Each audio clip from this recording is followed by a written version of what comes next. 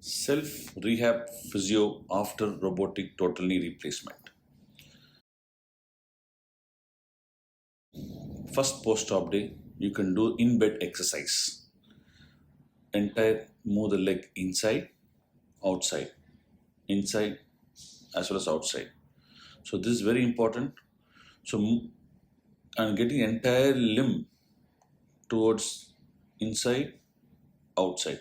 Second, you can hold the thighs with your both the hands. Start bending the knee. Assisted knee bending in bed. After that, you can sit by the side of the bed, bend both the legs and extend. So, knee bending exercise one without support, slowly lift it, touch it up. Again, second, use the support of other leg once, do that. So, one time without support, one time with support. This all happened on the first day. You can sit cross leg, and you can sit cross leg on the bed as well as on the chair.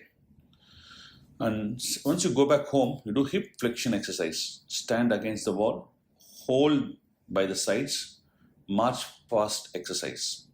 Up, down, up,